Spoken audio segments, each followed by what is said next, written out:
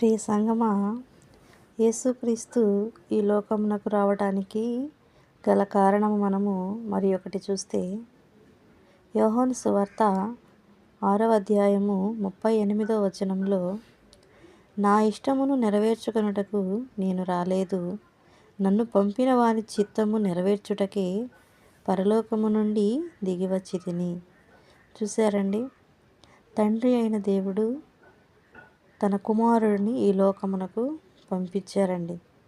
కానీ తండ్రి మాట విని యేసుక్రీస్తు ప్రభువారి లోకమునకు వచ్చి ఉన్నారు. ఎందుకు? జరిగేది సమస్తము తండ్రికి తెలుసు. అయినప్పటికీ తన ప్రియ కుమారుడైనటువంటి యేసుక్రీస్తు ప్రభువారిని ఈ లోకమునకు పంపించింది కేవలము నా కోసము, నీ కోసమేనండి, మనందరి కోసము. కాబట్టి యేసుక్రీస్తు ప్రభువారు ఎందుకు వచ్చారు ఈ లోకమునకు? తండ్రి చిత్తం అనేది నెరవేర్చడానికి. తండ్రి చిత్తము అంటే ఏమిటి అంటే, ఈ లోకంలో ఎందరో బిడ్డలు పాపమునకు దాసులైపోయి పాపంలో జీవిస్తున్నారు.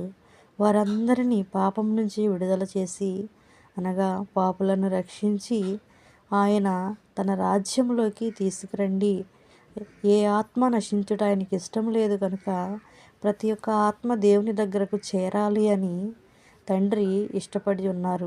కాబట్టి తండ్రి చిత్తం నెరవేర్చడానికే కుమారుడైనటువంటి యేసుక్రీస్తు ప్రభువారు ఈ లోకమునకు వచ్చి ఉన్నారన్నమాట.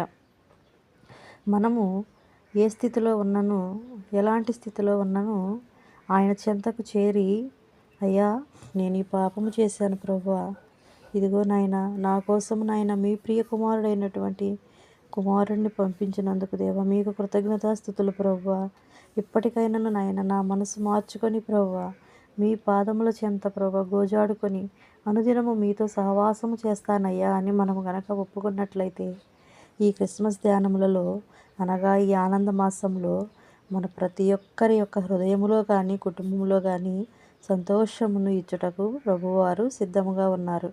కాబట్టి యేసుక్రీస్తు జన్మించడానికి మరి ఒక కారణముగా తండ్రి చిత్తమును నెరవేర్చడానికి ఈ లోకమునకు వచ్చినట్లు మనము చూస్తూ ఉన్నాము.